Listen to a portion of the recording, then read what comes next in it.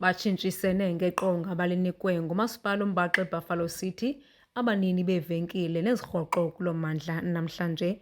Abasomashishini bazibophelele ekuthabatheni uxanduva lokuqinisekisa ukuba amashishini abo asemthethweni kwaye izinto abazithengisayo ezisiwa phantsi kwempumlo zikumgangatho wesebe lezempilo.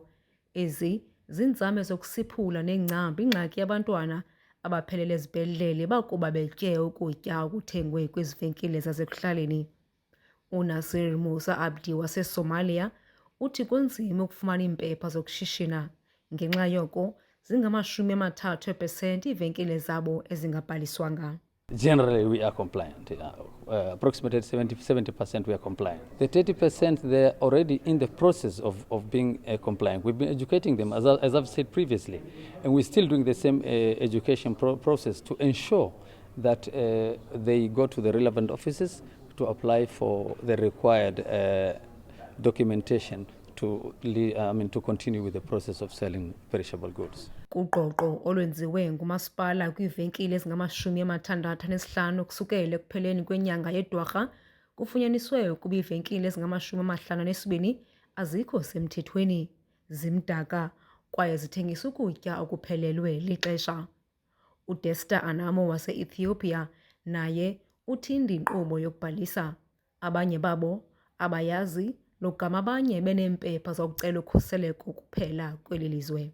It is not easy to register businesses even before because it will take you too long because the criteria which are asked, it's not easy to comply.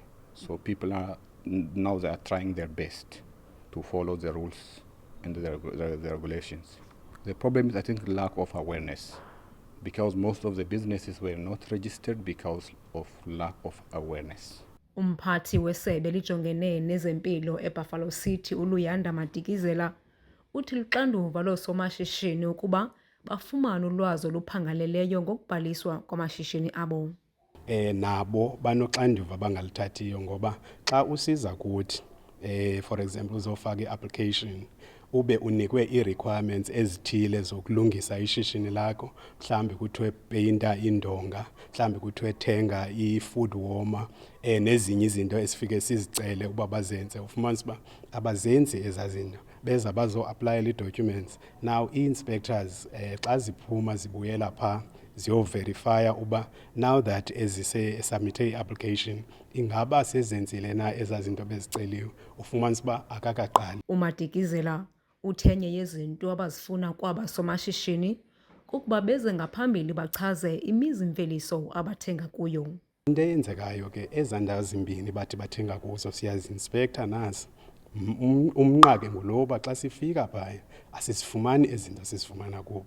So safumanisa ke ngokuba into eyenzekayo yile, bahamba bayothenga ezo products zimbalwa eBig Daddy naseJumbo so that bazoba nereceipt ubungqina. Uninzi lwee-products zabo ufumanisa uba zisuka ke ngokwezinye indawo, zezi ndawo ke sibacelayo sibabongoza uba mabasixelele so that side siyofikelela kwezaa ndawo. uMadikizela uvale ngelithi ukuze bakwazi ukulwa nale ngxaki yokutya okungekho mgangathweni kufuneka bevale imizi-mveliso le kuthengwa kuyo. Ngoko ke ubongoza oosomashishini ukuba basebenzisane nabo bengurhulumente. NdinguYamkela Mchiyo kwiindaba ze-MPK eMonti.